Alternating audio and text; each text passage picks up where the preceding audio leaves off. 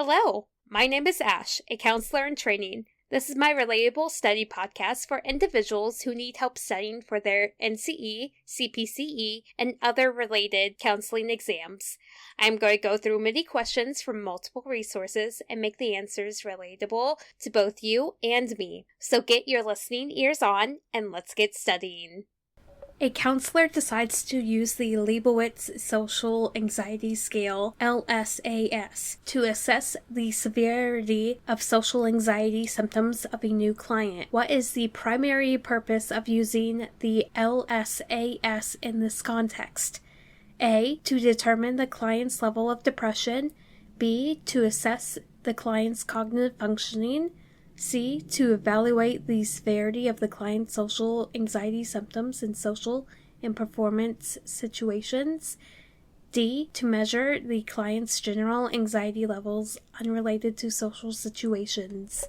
The answer is C. To evaluate the severity of the client's social anxiety symptoms in social and performance situations is the primary use of using the LSAS in this context of assessing the client's severity of their social anxiety symptoms. This test consists of 24 statements with 4 options to choose from in 2 categories, and it is scored on a 4-point Likert scale rating from 0 to 3, and depending on how you score at the very end once you add the totals, the scoring range will identify how severe your anxiety is when you take this test. From 0 to 29, you don't suffer from social anxiety, whereas if you scored more than 95, you have very severe social anxiety, and it ranges in between those 2 scores. Kohlberg lists blank stages of moral development, which falls into blank levels: A, 6, 3, B, 6, 6, C, 3, 6, D, 3, 3. The answer is A, 6, 3. Kohlberg lists 6 stages of moral development, which falls into 3 levels. The 6 stages are principle, social contract, law and order morality, good boy attitude, self-interest, and avoiding punishment. And the 3 levels are post-conventional, conventional, and pre-conventional. With each level, 2 stages fall into them. In the post-conventional, principle and social contract are the stages of that level. Conventional has law and order morality and the good boy attitude stages in that level. And pre-conventional has self-interest and avoiding punishment stages in that level. A unique way of thinking about this is there are 3 levels, and in each level there are 2 stages. 3 levels times 2 is 6 stages, which is not included in the conditions required for a successful malpractice claim against a therapist. A professional relationship was established. B, there was a breach of duty causing injury. C, the client dislikes the counselor's methods. D, a client was physically or psychologically injured.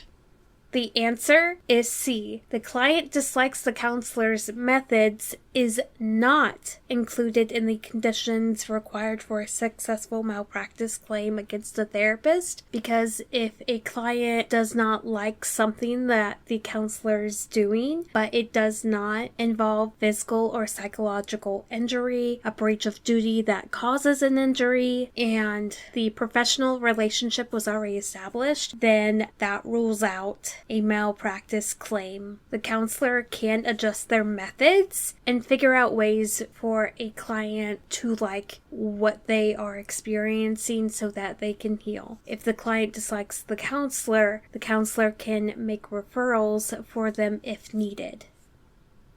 A teenager refuses to wash her hair. She explains that she prefers to keep her hair dry. Any of the following approaches are appropriate to encourage her to wash her hair, except A. Showing her videos explaining the importance of hygiene. B. Scheduling her routines to include time for baths. C. Encouraging her to begin by washing small portions of her hair and gradually increasing the area over several weeks.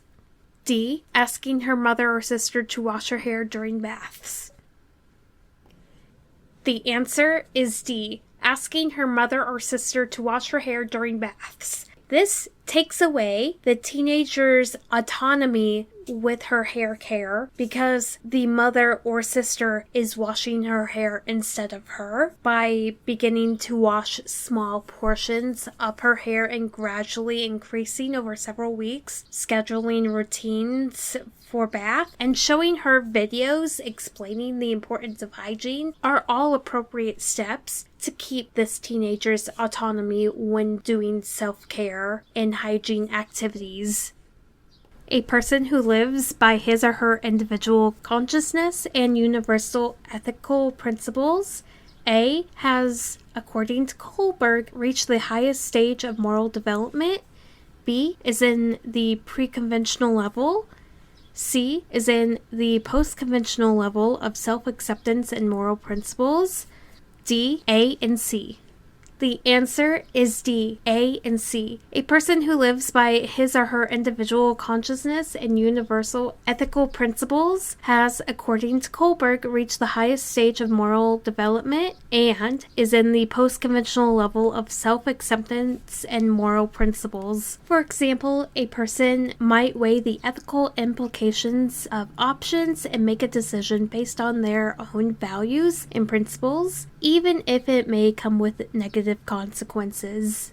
And that is all 5 questions. Thank you for listening. Keep calm and study on.